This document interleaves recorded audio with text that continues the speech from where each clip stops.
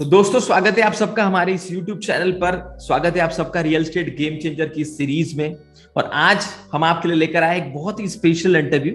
ये इंटरव्यू को समझना आपके लिए इंपॉर्टेंट है, इसलिए आपको ये इंटरव्यू पूरा देखना है। आज हमारे सामने एक ऐसे व्यक्ति है जो पिछले 20 से 22 साल का कॉर्पोरेट एक्सपीरियंस रखते हैं। 10 से 11 साल 2010 में उन्होंने अपना रियल एस्टेट कंपनी शुरू किया। He is founder and MD of Nirman projects. इन्होंने अपनी बैचलर डिग्री की सिविल इंजीनियरिंग में, उसके बाद इन्होंने अपनी मैनेजमेंट डिग्री की रियल एस्टेट से related principles and practices of real estate में। Over 20 years of experience in renowned organizations like Reliance Industries Limited, SR Oil, Jacobs। अब निर्माण प्रोजेक्ट्स इनकी जो कंपनी है ये अलग अलग सेक्टर्स में काम करती है। ऑयल एंड गैस में करती है, ऑटोमोबाइल में करती है, रेस्टोरेंट्स में करती है, हॉस्पिटल में करती है, other specialised construction working projects.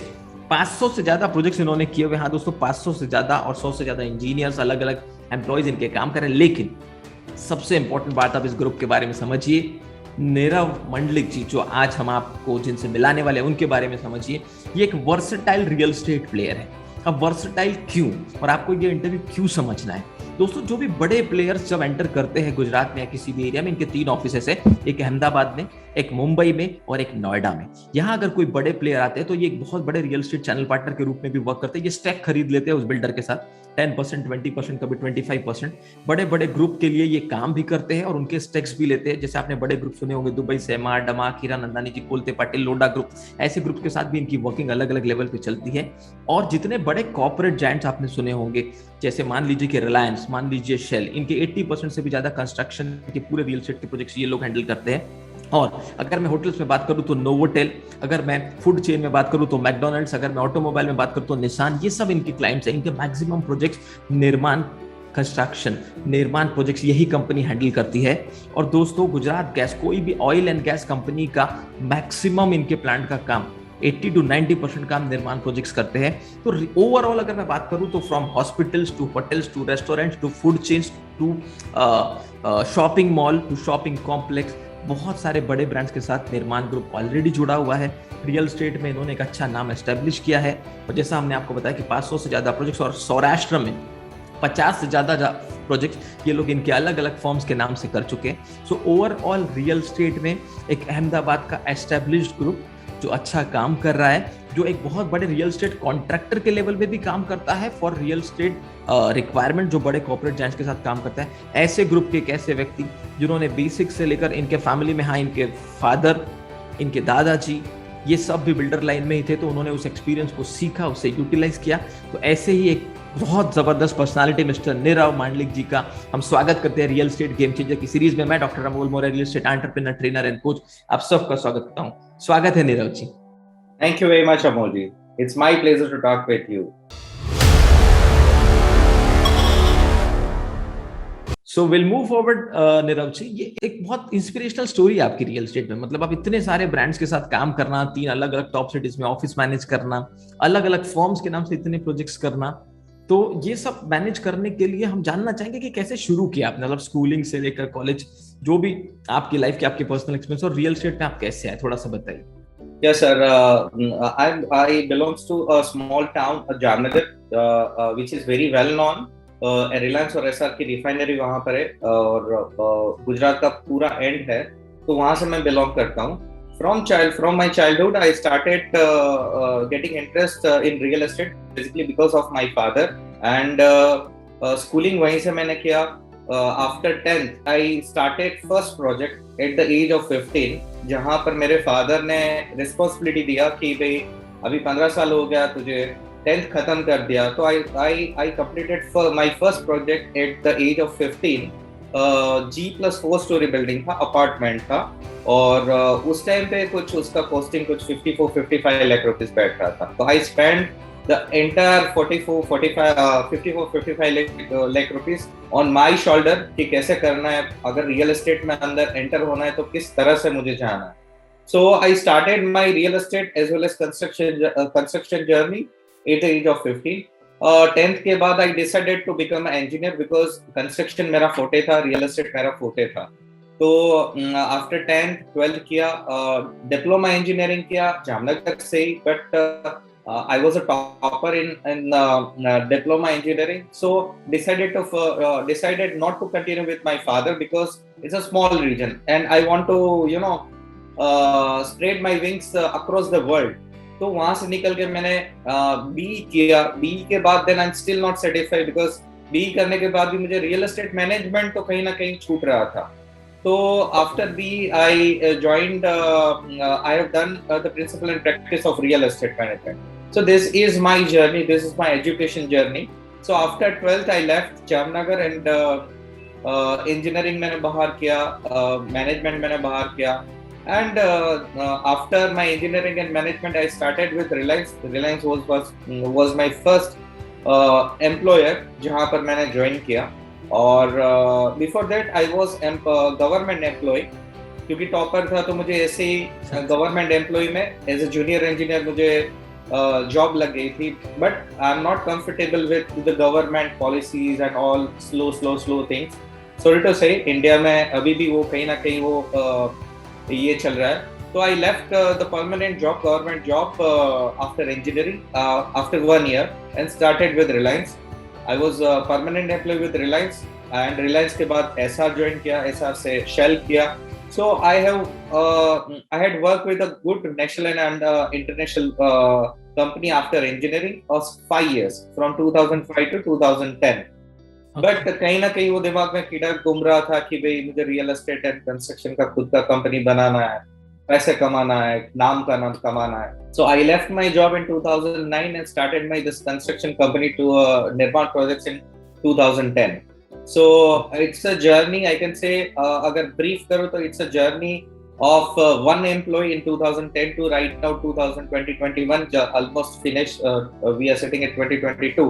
So it's 11 years of journey from one employee to 100 plus employee right now with me, Touchwood. And it's a journey of, I can say, 8 lakh rupees turnover, first year turnover, 2010. So it's a journey from 8 lakh rupees to right now 100 crore plus company, single company. Super. So yours is an inspirational story for us कि government job लगने के बाद government job को छोड़ना, फिर corporate sector में आना, वहां सीखना, और फिर खुद की एक ऑर्गेनाइजेशन को निर्माण करके 1 एम्प्लॉय और 8 लाख के टर्नओवर के बाद आज 100 एम्प्लॉय, 100 करोड़ से ज्यादा टर्नओवर एक सिंगल फॉर्म से, जबकि आप तो मल्टीपल फॉर्म्स ऑपरेट कर रहे हैं. सो बहुत इंस्पिरेशनल स्टोरी है आपकी. चलिए नीरव जी, और आगे जानते हैं कि अभी नीरव जी जो काम कर रहे हैं या जो निर्माण प्रोजेक्ट्स काम कर रहा है, हमें तो चलिए जो इन्फॉर्मेशन सेकेंडरी रिसर्च से मिल गई, पर हम जानना चाहते हैं कि क्या प्रोजेक्ट्स पे आप काम कर रहे हैं, आने वाले आपके मेजर प्रोजेक्ट्स क्या है, ये सब के बारे में हम थोड़ी सी इन्फॉर्मेशन चाहते हैं. तो डिटेल में हमारी ऑडियंस को बताइए. Yes sir. बेसिकली जो निर्माण प्रोजेक्ट्स है वो कंस्ट्रक्शन कंपनी है. और I have 4 different companies. Nirman Projects 360 Degree Era. It's a zero group of company. We called as a zero group. क्योंकि zero कहीं पर भी पीछे लगता है तो उसका मूल्य कुछ भी हो जाता है, और ऐसे zero है. So we are basically running as a zero group of company. And fourth is I have started my own application, social, like जैसे Facebook और Instagram है, ऐसा I have started my own Be Vocal करके application. So I have 4 different company, but the core company is construction company. Right now we are talking about construction and real estate, so we focus only on the Nirman projects. तो Nirman projects में 2 different vertical है. एक जो है वो construction कर रहा है जो client के लिए, different client के लिए, और दूसरा जो है वो खुद के लिए. हम लोग खुद डेवलप कर रहे हैं, तो हम लोग अपना खुद का बिल्डिंग, बंगलोज, शॉप, कमर्शियल, ये सब हम लोग खुद का बना रहे हैं. तो कुछ एक रीजन में, सौराष्ट्र रीजन में हमारा खुद का लैंड पड़ा हुआ है, खुद की डेवलपमेंट वहां पर हो रही है. और जो बड़े प्लेयर्स है इंडिया में, like Shell, Reliance, IOC, HPCL, Torrent, SR, ये जितने बड़े प्लेयर है जो फॉर्च्यून 500 में आ रहे हैं, हमारा टारगेट वही है कि फॉर्च्यून 500 को टारगेट करते हुए जो इंडिया में एग्जिस्ट है अच्छी कंपनियां, उसके साथ हम लोग जुड़े. और वो क्लाइंट के जो बड़े प्रोजेक्ट आ रहे हैं, इंडस्ट्रियल प्रोजेक्ट आ रहे हैं, like gas station, gas terminal है, CGS स्टेशन है, मैकडी के साथ मैकडोनाल्ड है, ऑटोमोबाइल में, तो हम लोग कहीं ना कहीं उसके साथ जुड़ के वो लोग क्लाइंट के लिए हम लोग कंस्ट्रक्शन कर रहे हैं. But we are connected with as a construction company. And second vertical is basically we are developer. We can say as a builder जहां पर हम लोग खुद का डेवलपमेंट कर रहे हैं और खुद का इन्वेस्टमेंट कर रही है, थोड़ा स्ट्रेटेजी अलग, क्योंकि what I learn from my father and forefather is कि अगर हम खुद का कोई प्रोजेक्ट कर रहे हैं एक सिंगल ब्रांड पे, there is always a risk. तो रिस्क को मेडिकेट करने के लिए मैंने कुछ एक स्ट्रेटेजीज डिफरेंट किया हुआ है कि अगर मेरे पास 100 रुपए आए तो 50 रुपीज में अपने खुद के प्रोजेक्ट ब्रांड के नाम पे लगा रहा हूँ और 50 रुपीज जो है वो अच्छे डेवलपर जितने हैं गुजरात में, महाराष्ट्र में, दुबई में, जितने भी अच्छे डेवलपर है वो लोग के साथ टाई अप करके हम लोग कहीं ना कहीं जॉइंट वेंचर कर रहे हैं, कहीं ना कहीं उसका कुछ एक स्टेक ले रहे हैं स्पेसिफिक प्रोजेक्ट के लिए, and we act as a developer as well as in some portion we act as investors. Understood. So your model is very unique and you said that it is very right that to mitigate the risk को कम करने के लिए आप जो renowned players है उनके साथ 50% पैसा रियल एस्टेट में लगा रहे हैं और 50% आप अपने प्रोजेक्ट्स में लगा रहे हैं, ताकि आपका जो बास्केट है वो अलग अलग ब्रांड्स और खुद के ब्रांड से फुलफिल्ड रहे, राइट? या super, thank you so much for sharing that strategy. देखो दोस्तों, हम आपको ये बताना चाहते हैं रियल एस्टेट आने वाले समय में बहुत अलग अलग तरीके से काम करेगा। जो काम आज नीरव जी कर रहे हैं ये काम एक्चुअली बहुत ज्यादा फॉरेन कंट्रीज में होता है। उन्होंने इस कॉन्सेप्ट को समझा और उसे भारत में इंप्लीमेंट किया कि अपने प्रोजेक्ट्स भी चलते रहे, उसमें हमारा कुछ पैसा लगा रहे, कुछ रिनाउंड प्रोजेक्ट्स के साथ हम स्टेक ले ले, उनके साथ भी हम लोग ग्रो करते रहे, प्लस कुछ बड़े ग्रुप्स को कंस्ट्रक्शन और टर्न की प्रोजेक्ट्स की सर्विसेज हम देते रहे, ताकि एक फंड फ्लो इनका बना रहे। ये पूरे मॉडल को समझना आपके लिए बहुत जरूरी है। ये बहुत बड़ी केस स्टडी है आपके लिए एज अ रियल एस्टेट। अगर आप एक अच्छा नॉलेज चाहते, अगर आप एक बिजनेस को समझना चाहते और आप रियल एस्टेट में ग्रो करना चाहते, तो स्ट्रैटेजी को समझिए। मैं आपके लिए डिकोड करता रहूंगा ताकि आप बहुत इजीली से समझ सके। चलिए नीरव जी आगे बढ़ते हैं। ये दो चीजें तो आपने बता दी अपने बारे में, कंपनी के बारे में। अब हम जानना चाहेंगे कि हर किसी लीडर का कोई ना कोई इंस्पिरेशन होता है, कोई मेंटर होता है जिसे वो बहुत मानते हैं। आपके इंस्पिरेशन, आपके मेंटर, आपके आइडल कौन है? कैसे आपने रियल एस्टेट में ये सब सोचा? सर, जैसे मैं आपको बताया कि मेरी आंख खुली तो मैं कंक्रीट के जंगल में ही था, because from the builder background. So I can say my influencer और my mentor is my father. जहाँ से मैं इंजीनियरिंग किए बिना इंजीनियर बना था और वहीं से इंस्पिरेशन मुझे मिला कि बिफोर इंजीनियरिंग के भाई मुझे कंस्ट्रक्शन फील्ड में ही जाना, because it's in my blood. I am the third generation who are connected with the construction and real estate. तो कहीं दूसरी जगह पे एक्सप्लोर करने से, लाइक मेडिकल फील्ड, और बिकॉज आई वाज टॉपर, तो मुझे बहुत सारी जगह पे अपॉर्चुनिटीज मिलती थी, मेडिकल में, साइंस में। तो वहां पर जिसे हम लोग फॉलो करें, वहां से अच्छा जल्दी से मैं ग्रो हो पाऊंगा। So as I told you कि I started my journey at the age of 15 because of my mentor, my father. Right, okay. So it's a wonderful thing. या जैसे मैं ग्रो करता गया, जैसे मैं बाहर निकलता गया, तो डिफरेंट रीजन में डिफरेंट लोग मिलते गए, जहां से मुझे इंस्पिरेशन मिला। I got connected with Remix. Remix is a big platform across the world. So I connected in 2010 to explore the real estate industry in India as well as in the 154 country of the world. I started connecting with Remix. So in Remix there are different players, especially Brain Buffini, as I told you, कि बहुत सारे वहां से सीखा मैंने। Remakes से मुझे बहुत कुछ सीखने को मिला इंस्टेड ऑफ इंडिया में, और इंडिया के बाहर कैसे रियल एस्टेट इंडस्ट्री ग्रो कर रहा है, कैसे एक्सप्लोर कर रहे हैं। तो remakes was a good platform. Right now I also connect with EXP. If you know, EXP is a good company. So I get connected with EXP also. So देसी बंदा हूँ, लेकिन इंटरनेशनल लेवल पे कहीं ना कहीं इंटरनेशनल जो studies कर रहा हूँ रियल एस्टेट को, और वो इंडिया में इम्प्लीमेंट करने के लिए ट्राई कर रहा हूँ सर। ओके, चलिए, वेरी गुड नीरव जी, आगे बढ़ते हैं। आपने बताया आपके मेंटर के बारे में, आपके इंस्पिरेशन आपके फादर रहे, और ये बहुत अच्छी बात है। भारत एक ऐसा देश है जहाँ जो सेकंड जनरेशन एंटरप्रेन्योर्स है वो अपने फर्स्ट जनरेशन एंटरप्रेन्योर्स को आदर्श मानकर उनसे सीखते हैं। That is a very good thing. बहुत सारे रियल एस्टेट के सीईओज ने यही आंसर दिया जो सेकंड या थर्ड जनरेशन उनका रियल एस्टेट में है या कंस्ट्रक्शन में।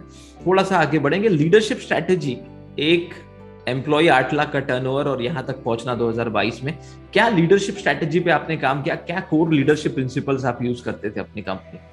Sir, there are different leadership strategies in the market, especially in the Indian market. But मैं दो different आपके यूनिक आपने जो किया अपने कंपनी में वो बताइए। हाँ, वो कॉम्बिनेशन है पेस स्ट्रेटेजीज बोलते हैं, डेमोक्रेटिक स्ट्रेटेजीज, जहां पर मैं लीडरशिप को आगे बढ़ाने के लिए कैसा है कि दो स्ट्रेटेजीज को कॉम्बिनेशन करते हुए कि ईयर स्टार्टिंग में बड़े टारगेट देता हूँ मैं अपने लोग जो है जो अचीव ना कर पाए, लाइक अगर हम लोग we are sitting at like 50 crore rupees, तो आई कैन से कि अभी मुझे 100 करोड़ करना है, 100 अगर कर दिया क्रैक किया तो अभी मुझे 300 करोड़ करना है। तो वो गोल सेट करके वहां पर जो मेरी टीम मेंबर्स है फर्स्ट मंथ ऑफ, जैसे कि ये जनवरी चल रहा है तो फर्स्ट वीक हमारा यही चल रहा है कि हम लोग वो गोल को अचीव करने के लिए कैसे कैसे जाए। तो goal is not in terms finance के अलावा एचआर कैसे डेवलप करें, हमारी मैनेजमेंट कैसे डेवलप करें, सॉफ्टवेयर प्लेटफॉर्म के पे डिफरेंट एप्लीकेशन कैसे यूज करें, तो वो पूरा हम लोग स्ट्रेटेजी बनाते हैं और ऐसे हम लोग। और डेमोक्रेटिक मीन्स सर हर एक एम्प्लॉय, मैं हमेशा बोलता हूँ कि मेरा जो प्यून जो है या मैं हूँ, I am the founder of company, हम लोग दोनों सेम लेवल पे। अगर it's open culture, basically it's a family, Nirman is not a company, it's a family. तो कहीं पर भी आप मेरी पोस्ट देखोगे कोई सोशल मीडिया पे कहीं पर भी, तो we act as a family. तो उसका भी इम्पोर्टेंट उतना ही है, उसका भी अगर कोई नजरिया है, कुछ भी प्रोजेक्ट चल रहा है तो हमारी राय उससे भी हम लोग लेते हैं कि भाई अगर आप थर्ड पार्टी हो तो आप कैसे ये प्रोजेक्ट को देखते हो। तो इट्स ओपन कल्चर। तो ये दो स्ट्रेटेजी को कॉम्बिनेशन करते हुए मैं अपनी कंपनी को ग्रो कर रहा हूँ sir. Super, thank you so much for sharing an information. आप एक कंपनी नहीं है, आप एक फैमिली है, फैमिली की जैसे आप कंपनी को चला रहे हैं, बहुत अच्छी बात है। आप हर व्यक्ति को एक सेम लेवल पे मानते हैं, ट्रांसपेरेंट कल्चर और बड़े गोल सेट करना पसंद करते हैं। ये आपकी लीडरशिप स्ट्रैटेजी। साल की शुरुआत में आप अपना जो टर्नओवर है उससे और ज्यादा एटलीस्ट 1.5-2x अपना टर्नओवर सेट करते हैं ताकि आप चैलेंजिंग टास्क ले सके। सुपर। तो एक अच्छी लीडरशिप स्ट्रैटेजीज के कॉम्बिनेशन से आप काम कर रहे हैं। अब मैं जानना चाहूंगा एज अ पर्सनल, मतलब आप सेल्फ परफॉर्मेंस एनहांसमेंट के लिए क्या रिचुअल फॉलो करते हैं कि आपकी एनर्जी लेवल मेंटेन रहे? आज आपने कहा कि आज आप यहाँ हैं, कल आप मुंबई के ऑफिस में रहेंगे, हो सकता है परसों आप दिल्ली के ऑफिस। तो इतना आप ट्रैवल करते हैं, इतना टीम संभाला, इतने प्रोजेक्ट्स अलग अलग जगह चल रहे हैं, तो कैसे आप खुद की सेल्फ एंड कौन से सक्सेस रिचुअल्स आप फॉलो करते हैं? थोड़ा वो बताइए हमारी ऑडियंस को। सर दो चीज मैं बोलूंगा। अगर आई एम आल्सो स्पिरिचुअल गाय, तो I believe in subconscious.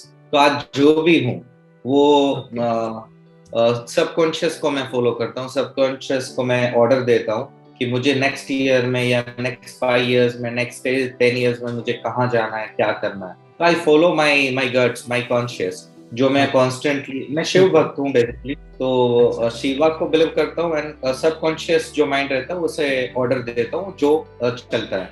Personal energy की बात करें तो जिम करता हूँ, माइंड और बॉडी दोनों को मेंटेन करके रखता हूँ। Super super super. With the food, proper food and drink, क्योंकि I travel a lot, तो I have to maintain my body as well as my mind. अगर मैं प्रोजेक्ट मीन्स अगर इंडस्ट्री की बात करूँ तो इंडस्ट्री में इट्स टीम वर्क, जहाँ पर मैं पार्टनर्स बढ़ाते जा रहा हूँ, एसोसिएट पार्टनर्स बढ़ाते जा रहा हूँ, जो मेरे साथ जुड़ते जा रहे हैं, who is taking responsibility on my behalf with the different in terms of real estate or construction or in different fields. Super.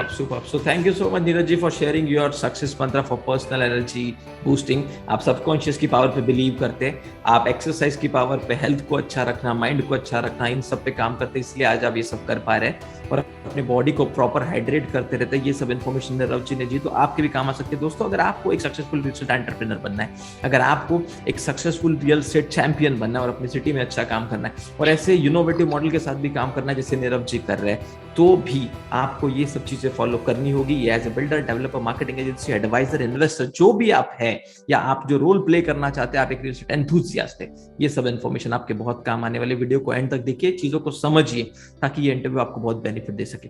Neeraj ji, थोड़ा आगे बढ़ते हैं। ये तो बात हुई आपकी personal energy level, personal leadership या पर्सनल परफॉर्मेंस को एनहांस करने की। अपने टीम को हमेशा इंस्पायर और मोटिवेट रखने के लिए आप क्या एक्टिविटीज करते हैं ताकि और आपका कंपनी ग्रो हो? आपके मुंह से अभी कुछ निकला था कि 100 करोड़ के बाद 200 करोड़ या 300 करोड़ का आपका प्लान है, तो ये सब के लिए आप अपनी टीम को इंस्पायर कैसे रखते हैं? There are different ways.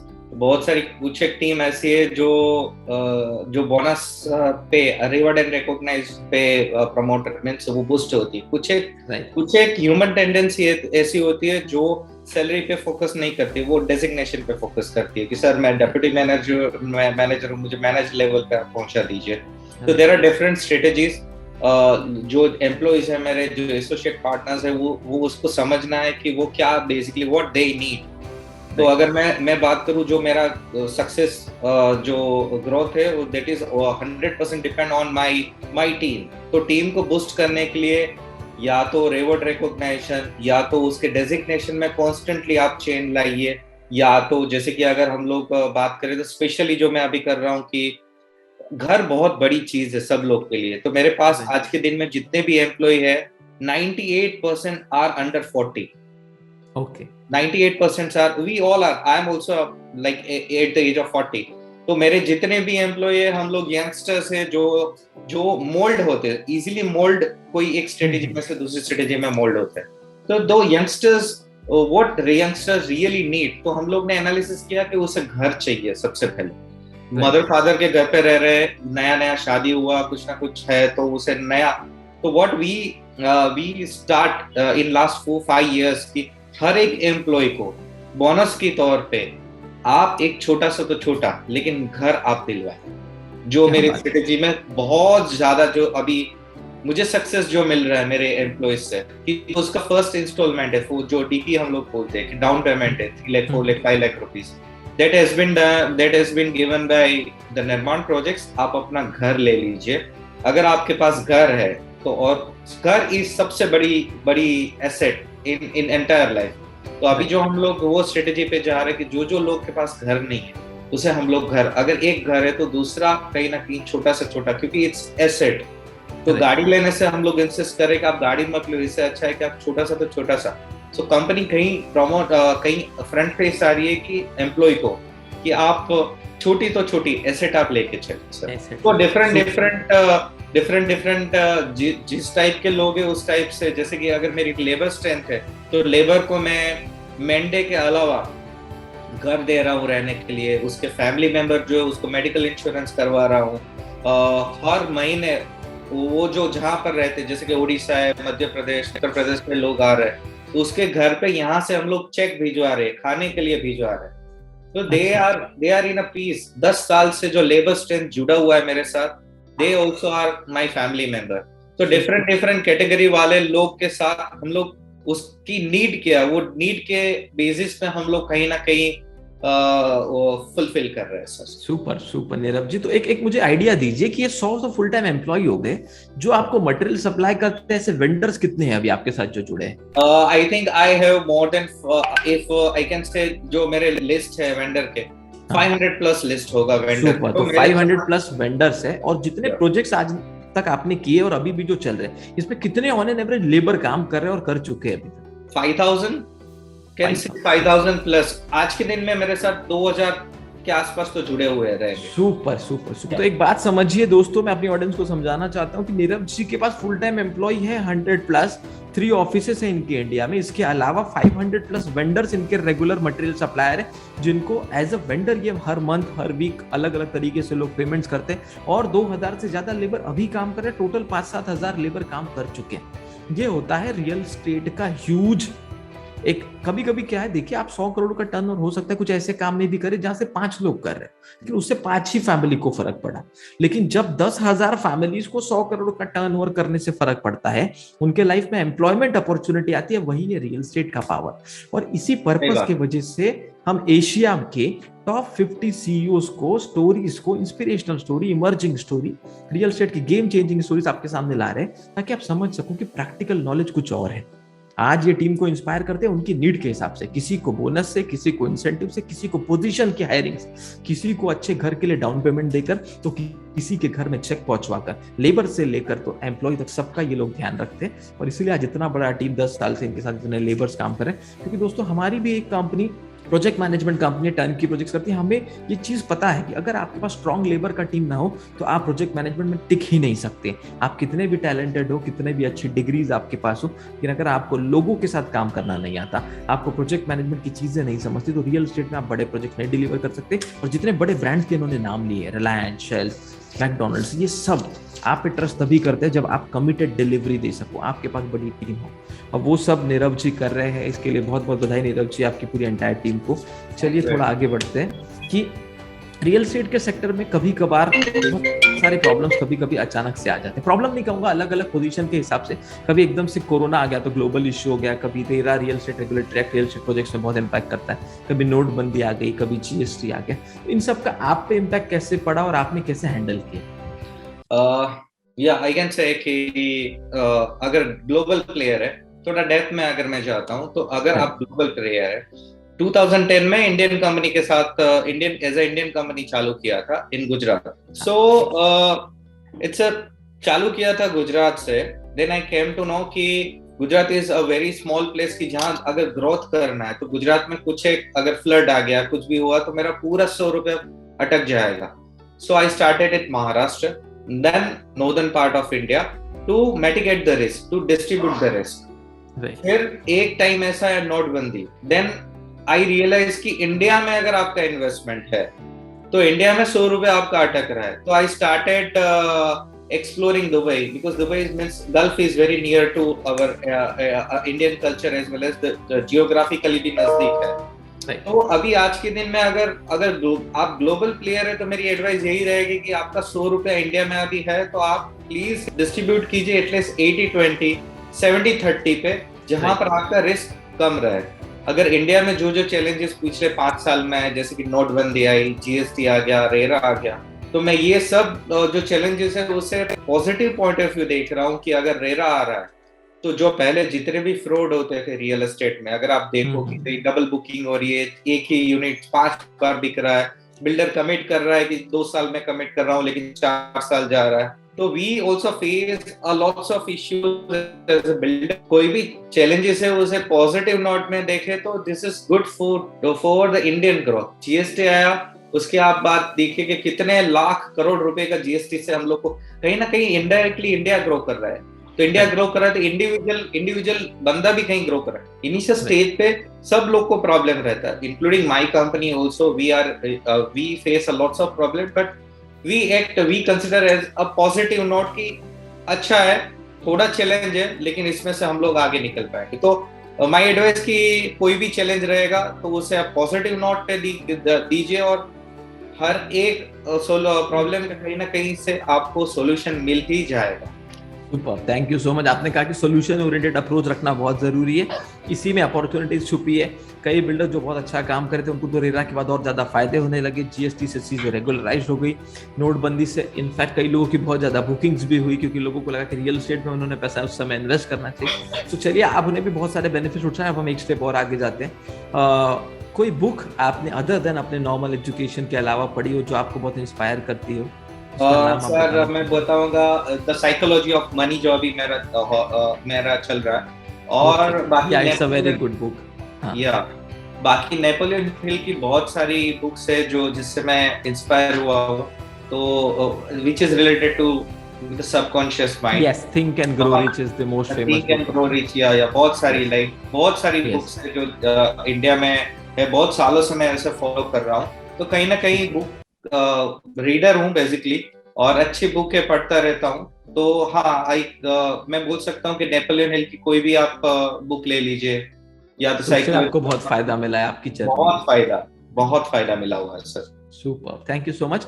एक स्टोरी हम आपके लाइफ की जानना चाहेंगे, बचपन से लेकर अभी तक, या प्रोफेशनल करियर में या पर्सनल लाइफ में घटित हुई तो आपके लिए टर्न अराउंड स्टोरी थी, बहुत कुछ सीखने मिला आपको, वो स्टोरी अगर आप हमारी ऑडियंस से शेयर करना चाहें तो। सर एक छोटी सी स्टोरी मैं बोलूंगा कि मैं जब छोटा था तो बहुत डिप्रेशन कहीं ना कहीं रहता था। तो एक मामूली सा एक बाजार, जामनगर में टाउन में एक बाजार लगा रहता था, तो नीचे कपड़े वाले बैठते थे, कपड़े लेके, कुछ एक छोटे छोटे कपड़े 10, 20, 25 रुपए के। तो मेरा आज भी मैं बोल रहा हूँ कि बोलता चालता रहो, ऐसा करके मैं जब भी डिप्रेस होता हूँ तो मैं बोलता हूँ बोलता चालता रहो भाई, बोलता चालता रहो। तो ये जो लाइन है वो वहां से मुझे मिली हुई है कि वो जो फेरिया जो बोलते हैं ना, कि फेरिया बड़ा सा ढगला बैठ के, और there are hundreds of people in competition, सब लोग रुमाल बेच रहे, चड्डी बेच रहे, ये वो। तो वो खुद को इंस्पायर करने के लिए बड़े बड़े, जब भी मैं जाता था तो बड़े बड़े शब्दों में वो बोलता था कि बोलता चलता रहो भाई, बोलता चलता रहो। तो मुझे आई वो सरप्राइज कि वो पब्लिक आ जा रही है, उससे बोल रही है या खुद को बोल रही है कि मुझे हारना नहीं है। राइट तो राइट हर हर संडे वो मैं देखता था। वो चाचा थे उसे, शायद मैं उसे कह नहीं पाया, लेकिन आज भी मुझे वो सीन याद है कि बोलता चलता रहो मीन्स आप अपनी जिंदगी में कुछ भी रुकावटें आए, कुछ भी आगे प्रोग्रेस हो, कुछ भी हो, लेकिन आपको चलते ही रहना है, आपको रुकना सुपर नहीं है। तो कहीं वो सुपर। एक छोटी सी स्टोरी है जो मुझे बहुत इंस्पायर करती थी चाइल्डहुड में। नहीं, और अब ये छोटी सी स्टोरी बहुत लोगों को इंस्पायर करेगी, हमारी ऑडियंस भी देखेगी कि अगर आप डिप्रेस्ड है, कभी अच्छा नहीं लग रहा है, कभी आपको लग रहा है चीजें आपके हिसाब से नहीं हो रही है, they are going in the wrong direction, तो बोलता चलता रहो, रुकना नहीं है, चलते रहना है, अपनी स्टोरी को आगे बढ़ाना है, because life looks for growth and everyone in this world has taken a birth to grow in the life and to grow in the business. चलिए आगे बढ़ते हैं। मार्केटिंग, कुछ डोमेन्स रियल एस्टेट की बात करते हैं, तो रियल एस्टेट में मार्केटिंग का क्या रोल है और आप कैसे मार्केटिंग करते हैं अपने बिजनेस को ग्रो करने के लिए? एक मेरा टैगलाइन है रियल एस्टेट में, द ह्यूमन टच करके। तो अगर आप देखोगे बहुत सारी जगह पे द ह्यूमन टच करके मैं लिख रहा हूँ। तो मेरे जितने भी लोग हैं वो get connected, my associate partners, मेरे चैनल पार्टनर, बिल्डर, वो सब लोग को मेरा एक ही, अगर मार्केटिंग की अगर डेप्थ की बात करें तो एक ही चीज वहां से मिलेगी आपको, आपको ह्यूमन टच रखना है। अगर आपने कहीं पर भी ह्यूमन टच नहीं रखा तो आप कितने भी नॉलेजेबल हो, कितना भी पैसा हो आपके पास, लेकिन आप अगर लोगों के साथ कनेक्टेड नहीं रहोगे तो वो बेफिजुल है। वो आपका कोई बिजनेस हो या पर्सनल ग्रोथ हो, रिलेशनशिप हो, अगर आपने ह्यूमन टच रखा तो ही आपका बिजनेस या तो पर्सनल ग्रोथ होगा। तो मैं एक लाइन में बोलना चाहता हूँ मार्केटिंग स्ट्रेटेजी में कि the human touch is the best solution, best thing to grow your business और your personal career. Super super, thank you so much for sharing this is really valuable. हम दोस्तों को बताना चाहेंगे, हमारी ऑडियंस को बताना चाहेंगे कि ह्यूमन टच रखिए। और आप अगर जानते भी हो तो मार्केटिंग की जितनी वर्ल्ड की सबसे बेस्ट कैंपेन है, उन्होंने ह्यूमन टच बनाकर ही अपने प्रोडक्ट को लोगों के दिमाग में उतारा है। सो मार्केटिंग का काम है अवेयरनेस क्रिएट करना, और मार्केटिंग से अवेयरनेस तभी क्रिएट होता है जब लोगों को वो इमोशनली टच कर सके। सो आपकी मार्केटिंग में इमोशनल टच, ह्यूमन टच होना बहुत जरूरी है लोगों के साथ ही। देखिए, आप मार्केटिंग कर किसके ले रहे हैं, वही लोग जो आपका प्रोडक्ट कल जाकर लेंगे। तो अगर आपने उनके ह्यूमन इमोशंस को इन्वॉल्व कर दिया तो उससे बहुत बेनिफिट मिलेगा और बहुत बड़ी लर्निंग है। आगे बढ़ते हैं, सेल्स का मॉडल आप कैसे रन करते हैं? वैसे तो आप बहुत सारा B2B भी काम करते हैं, सो B2B इंडस्ट्री में भी है, B2C इंडस्ट्री में भी है, तो सेल्स मॉडल आपका कैसे वर्क करता है? मतलब आपके लिए क्या आपके एम्प्लॉय ही सेल्स मतलब प्रोजेक्ट्स लाते हैं टेंडर्स के थ्रू, या आप सेलिंग कैसे करते हैं जितने आपके प्रोजेक्ट चल रहे हैं, या आप चैनल पार्टनर्स की हेल्प लेते हैं, या mix of channel partner plus employees का कॉम्बिनेशन काम करता है? सर यहाँ पर अगर मैं अपनी बात करूँ तो जो मेरा बिजनेस आ रहा है वो एम्प्लॉयज तो है, चैनल पार्टनर्स है मेरे, जो पुराने वाले जो डेटा है वहां से मुझे बिजनेस मिल रहा है। बट नया जो इंडिया में इन रियल एस्टेट इंडस्ट्री जो मैं रिसर्च कर रहा हूँ उसके हिसाब से बहुत सारे लूप होल है इंडिया में रियल एस्टेट की अगर बात करें तो।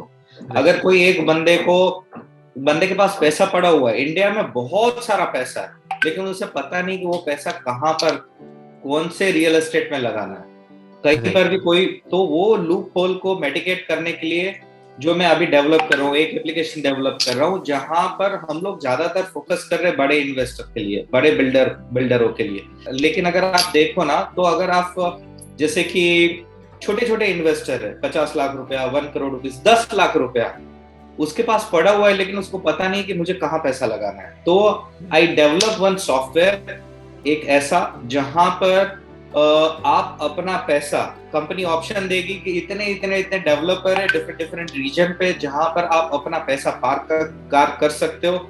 वो डिस्प्ले करके वो चेक कर सकते हैं कि हाँ मेरा पैसा इतना, इट इज लाइक सेंसेक्स जैसे है, सेम ऐसे ही वो अपना यूनिट अगर 10 लाख रुपए में लिया हुआ है या 50 लाख रुपए में लिया हुआ है, वो यूनिट उसी के नाम पे रहेगा थ्रू आवर चैनल, और वो चेक कर सकता है। वो ओपन यूनिट रहेगा कि मुझे सेल करना है 50 में लिया, 55 में वो मार्केट में सेल करने के लिए छोड़ देगा। आज के दिन में ऐसा कोई भी प्लेटफॉर्म नहीं है जहां पर मैं खुद का प्रॉपर्टी ले रहा हूं और खुद को बेच रहा हूं अपना प्रॉपर्टी। बहुत सारी वेबसाइट्स है लेकिन छोटे छोटे यूनिट। तो अगर ऐसा कोई ये कंसेप्ट काम आ जाए तो जो छोटे छोटे लोग हैं जो 10 लाख से लेके 2-4 करोड़ तक का इन्वेस्टमेंट करना चाहते हैं, उसके लिए बेस्ट प्लेटफॉर्म होगा, जहां पर वो बहुत अच्छी अच्छी प्रॉपर्टीज, डिफरेंट अपॉर्चुनिटीज में वो इन्वेस्ट करेंगे, अपने हिसाब से ही वो एग्जिट करेंगे। चलिए super. They don't want to exit, कोई ब्रोकर या कंसल्टेंट को जरूरत नहीं रहेगा, एक प्लेटफॉर्म रहेगा जहां पर वो प्लेटफॉर्म पे जैसे हम लोग शेयर ले रहे हैं और शेयर बेच रहे हैं, कंपनी में कभी नहीं जा रहे, रिलायंस क्या कर रहे हैं हम लोग को पता ही नहीं, लेकिन शेयर का भाव बढ़ रहा है घट रहा है, सेम वो प्रॉपर्टी का उसका पैसे का वैल्यू बढ़ेगा और घटेगा। उस पर मैं अभी काम कर रहा हूँ, तो अपकमिंग ईयर्स में कहीं ना कहीं वो एक नया चीज लेके मैं आऊंगा सर। चलिए सुपर सुपर। मुझे बताइए कि रियल एस्टेट कंपनीज में मैनेजमेंट क्या रोल प्ले करते हैं? आप इतने सारे मैनेजमेंट्स के साथ डील करते हैं, कुछ स्टेक अपना प्रोजेक्ट में फाइनलाइज करते हैं, आप अपने खुद के प्रोजेक्ट्स में भी इतने डिसीजंस लेते हैं, तो जब आप ये डिसीजन मेकर्स के साथ मिलते हैं जो बड़े बड़े ग्रुप चला रहे हैं और आप एक डील करते हैं स्टेक का उनके साथ, जैसा आपने शायद एग्जाम्पल भी दिया था कि कोई प्रोजेक्ट XYZ 3,000 रुपए में लॉन्च होने वाला है, तो आप पहले ही कुछ इतना परसेंट स्टेक का 2,500 रुपए में या 2,600 में डील कर लेते, तो आप मैनेजमेंट के साथ मिलते हैं इतने बार, आप खुद अपने प्रोजेक्ट के मैनेजमेंट के डिसीजन देते हैं, तो मैनेजमेंट का क्या रोल है रियल एस्टेट? बेसिकली अगर मैनेजमेंट देखा जाए तो वो इट्स अ पेरेंटिंग बेसिकली। कोई भी प्रोसेस को समझने के लिए और एग्जीक्यूट करने के लिए मैनेजमेंट चाहिए ही चाहिए। जैसे एग्जीक्यूशन में मेरे पास लेबर है फॉर एग्जांपल, तो उसको भी ड्राइव करने के लिए मैनेजमेंट टीम तो चाहिए ही चाहिए। वो तो मैनेजमेंट की बात करें तो दो चीज बहुत इंपॉर्टेंट है जो मैं सब लोग को बोलता हूँ, आपका नॉलेज और आपका नेटवर्क। ये दो चीज आपके पास होनी चाहिए। What is management? Management means आपके पास नॉलेज है और उसको आप प्रॉपर नेटवर्क पे एग्जीक्यूट कर रहे हैं। तो जो जितने भी मैनेजमेंट बड़े बड़े मेरे साथ जो जुड़े हुए हैं जो मैनेजमेंट है, तो वहां पर मैं इतना ही कहना चाहता हूँ कि आप प्रॉपर नॉलेज लीजिए और उसका प्रॉपर नेटवर्क बनाइए। नॉलेज और नेटवर्क दो चीज है, तो आपका मैनेजमेंट, कोई भी रियल एस्टेट मैनेजमेंट ले लो, कोई भी मैनेजमेंट ले लो, वो प्रॉपरली चलेगा सर। चलिए super, thank you so much. मुझे आगे बताइए क्या गोल है, क्या विजन है आगे निर्माण प्रोजेक्ट्स का? सर IPO लॉन्च करने के लिए विजन है, और जैसे मैं आपको बोल रहा हूँ जैसे मैं आपको बता रहा हूँ कि एक different real estate management company जो सिर्फ रियल एस्टेट नहीं कर रही है, लेकिन वो ईच एंड इंडिविजुअल जो लोग, इंडिया के लोग हैं जो 1 लाख रुपया लगाना चाहते हैं या 10 करोड़ लगाना चाहता है, वो ये IPO थ्रू अपना रियल एस्टेट में इजीली लगा पाए। अच्छा, चलिए बहुत बढ़िया विजन के साथ कांग्रेचुलेशंस और ऑल द बेस्ट। मतलब आगे जाकर आप इसमें बहुत अच्छा कर पाए, हम ऐसे ईश्वर से प्रार्थना करेंगे। अपॉर्चुनिटीज क्या दिख रही है आगे आपको रियल एस्टेट के सेक्टर में, क्या चैलेंजेस लगते हैं? सर अगर अपॉर्चुनिटीज की बात करें तो अगर आपने देखा होगा कि RBI एक स्केल हर साल वो ये लेके आती है, स्केल लेके आती है। वो स्केल को हम लोग बोलते हैं एक इंडेक्स होता है। वो इंडेक्स के अनुसार अगर आप 2009 से लेके 2021 तक का इंडेक्स अगर आप देखें तो ऑन एन एवरेज इंडिया का रियल एस्टेट का ग्रोथ जो है वो 10 to 11% के बीच में चल रहा है। तो मेरा सजेशन यही है कि instead of investing your valuable money into fixed deposit of 5.2 अभी चल रहा है currently 5.2 to 5.5, it is better to invest in real estate. It's a great opportunity. 10 साल में हमारा इन्फ्लेशन के हिसाब से, या तो अगर आप ये इंडेक्स के हिसाब से अगर आप देखोगे तो भी आपका डबल हो जाएगा। तो माय सजेशन कि आप आगे आने वाले जो industry, real estate industry India की अगर है तो बहुत ज्यादा ग्रो होने वाली है सर। चलिए super, thank you so much. मुझे बताइए ट्रेनिंग एंड कोचिंग क्या रोल प्ले करता है? हम लोग as a real estate game changer series के थ्रू, मैं पिछले 15 साल से रियल एस्टेट एंटरप्रेन्योर हूँ, कंपनीज को कोचिंग दे रहे हैं, ट्रेनिंग दे रहे हैं, और जब से भारत की पहली PhD consumer buying behaviour in real estate में मैंने कंप्लीट की, उसके बाद डेडिकेटेड हम लोग real estate coaching and training पे काम कर रहे हैं अदर देन मेरी कंपनीज के। तो ये मेरा पैशन है, रियल एस्टेट एंटरप्रेन्योर्स को ट्रेन करना, builders, developers, marketing agency, investors को। और उसी सीरीज को और प्रैक्टिकल और अच्छा बनाने के लिए, लोगों तक रियल इन्फॉर्मेशन पहुंचाने के लिए हम ये इंटरव्यूज ले रहे हैं। तो क्या रोल आगे जाके रियल एस्टेट में ट्रेनिंग एंड कोचिंग प्ले करता है? अगर कोई डोमेन फंक्शनल एक्सपर्ट उन्हें सही ट्रेनिंग दे तो क्या इससे हो सकता है? आपको क्या लगता है? सर मेरा तो एक ही है, अगर हमारे गुरु ही नहीं होंगे, अगर मेरे शिक्षक ने मुझे पढ़ाया ना होता तो मैं यहाँ पर नहीं बैठता। तो training and coaching is the same like gurus. अगर अर्जुन को भी गुरु नहीं मिलते तो शायद अर्जुन नहीं बनता। तो whatever you are doing, it's a best thing. अगर आपके थ्रू मैं आपको बधाई देना चाहता हूँ कि आप जो कर रहे हैं वो इंडिया का फ्यूचर बना रहे हैं बेसिकली। कि जो लोग हैं जो एक जो रियल में रियल एस्टेट को समझना चाहते, उसे अपना पैशन बनाना चाहते, वहां से बिजनेस करना चाहते, तो you are doing excellent thing. तो ट्रेनिंग और कोचिंग के बारे में इतना ही बोलूंगा कि वो सदियों से चला आ रहा है। एक शिक्षक ना हो तो आगे क्या जिंदगी कुछ नहीं है। तो मैं अपनी कंपनी में भी एवरी मंथ एक ट्रेनिंग और कोचिंग के लिए अलग से 2 दिन रख रहा हूँ, in terms of construction, in terms of real estate. हमारा जैसे बात हुआ रीमेक से मैं कुछ कोचिंग ले रहा हूँ, ब्रेन बुफिनी से कोचिंग ले रहा हूँ। वर्ल्ड के अच्छे अच्छे लीडर्स है, अच्छे अच्छे जो डेवलपर्स है, हर एक जगह से कहीं ना कहीं से हम लोग नॉलेज ले रहे हैं। सो knowledge is very important sir. Thank you. और मैं आपको ये बताना चाहूंगा कि ब्रेन रुफिनी हो चाहे प्रॉक्टर जी हो, जितने भी वर्ल्ड के रिलेटेड कोचेस हैं, उन्होंने भी इतना बड़ा इनिशिएटिव नहीं लिया जितना बड़ा हमारी टीम ट्राई कर रही है कि एशिया के 50 सीईओज के ब्रेन के अंदर के पूरे नॉलेज को बाहर निकाल कर फिर कोई कॉम्बिनेशन लोगों को दिया जाए, ताकि प्रैक्टिकल और सबसे मेन जो चीज ऑस्ट्रेलिया में काम करती है, जरूरी नहीं है वो भारत के टियर 2 में काम करती है, नहीं ना करे, सही जो बात। चीज दुबई में काम करती हो जरूरी नहीं वो टियर 4 में काम करती हो। हमने तो इस सीरीज में उन तक लोगों के इंटरव्यू लिए जिन्होंने टियर 4 क्या छोटे से 2 लाख के पॉपुलेशन के गांव में भी 2-2 हजार बंगलो बनाए हैं। तो उनकी स्ट्रैटेजीज,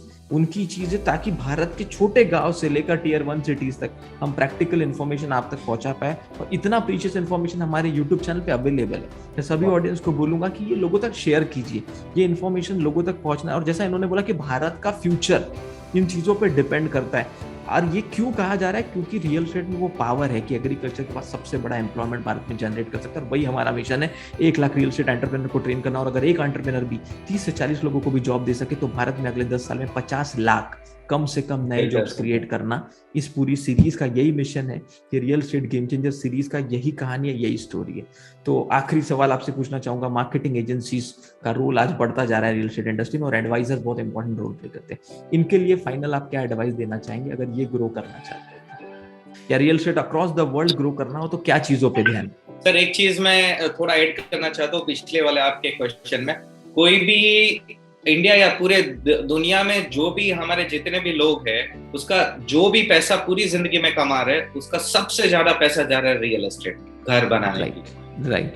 तो जहां पर मैं और आप जो हम लोग ट्राई कर रहे हैं उसको ग्रो करने के लिए, वो इंडस्ट्री पूरी दुनिया में जितनी भी इंडस्ट्री हो, सब उसमें से सबसे बड़ी इंडस्ट्री अगर है ना तो रियल एस्टेट इंडस्ट्री। तो रियल एस्टेट है। कोई भी इंडिविजुअल को ले लो, उसको बोलो कि आपने पूरी जिंदगी में कितना पैसा कमाया, वो बोलेगा 1 करोड़ रुपया, और आपका घर तो बोलेगा 60 लाख रुपए का है। तो आप अपना पैसा जो कमा रहे हो पूरी लाइफ स्पेंड करके, उसका 60-70% पैसा रियल एस्टेट में जा रहा है। जहां पर मैं और आप वो इंडस्ट्री को ग्रो करने के लिए अभी हम लोग जो बात करते हैं, so we are the key leaders, we are the key person की जो पूरी इंडस्ट्री, पूरी इकोनॉमी को हिला के भी रख सकता है और उसको उसे ग्रो भी कर सकता है। तो my advice to the marketing agency or the individual person कि जहाँ मेरा सक्सेस है, मेरा सक्सेस वहीं पर है कि मैं ह्यूमन टच रखता हूँ, नॉलेज और नेटवर्क को बढ़ा रहा हूँ। Okay, human touch is very important. भले ही इंडिविजुअल चाय वाला है, उसको कितना टाइम देना वो आप डिसाइड कीजिए, लेकिन उससे प्लीज आप टच में रहिए। क्योंकि आज के दिन में अगर मैं 10 लाख रुपया कमाया हुआ है ना, तो एक चाय की टपरी पे बैठा हुआ लड़का बोलेगा सर उसको 3 BHK चाहिए करके। Human touch is very important. आप प्लीज जज मत कीजिए कि ये बंदा मुझे काम आएगा कि ये नहीं काम आएगा। हाँ, टाइम आप डिवाइड करिए कि उसको कितना टाइम देना है, because we all have 24 hours. लेकिन आप प्लीज किसी को इग्नोर मत कीजिए, क्योंकि आज जो बंदा काम नहीं कर रहा है, कल वो टॉप पे शाहरुख खान भी बन जाएगा। तो हम लोग को पता नहीं है कि कौन सा बंदा कितना। So human touch is very important. And last but not list की, जैसे मैं आपको बताया कि नॉलेज एंड नेटवर्क बढ़ाते जाइए और ह्यूमन टच रखिए। ये चीज को आप कांस्टेंट डेवलप करोगे तो कोई भी इंडस्ट्री रहेगा, स्पेशली रियल एस्टेट इंडस्ट्री रहेगा, आप ग्रो करोगे ही करोगे। Super, thank you so much. तो Nirav ji, thank you so much from our entire team. आपने अपना समय निकाला और रियल एस्टेट गेम चेंजर की सीरीज में अपना इंटरव्यू दिया, आपने प्रीशियस आंसर्स हमें दिए। उसके लिए मैं और मेरी पूरी टीम, आपकी टीम को और आपका तहे दिल से धन्यवाद देते हैं। Thank you so much. कुछ आखिरी शब्द अगर आप कहना चाहे तो? बस आखिरी शब्द आपसे ही मैं थैंक यू बोलना चाहूंगा कि आप जो काम कर रहे हो वो आउटस्टैंडिंग काम कर रहे हैं, जो गैदरिंग कर रहे हैं, जो 50 CEOs के जो आप बोल रहे हो, तो आप वो इंडस्ट्री में काम कर रहे हैं जो सबसे ज्यादा डिपेंडेंट इंडस्ट्री है। तो कीप गोइंग सर, और मेरी ओर से बहुत सारी विशेष, बहुत सारी शुभकामनाएं आपके साथ और आपकी टीम को कि आप इतना बढ़िया काम कर रहे हैं sir. Thank you so much. Thank you.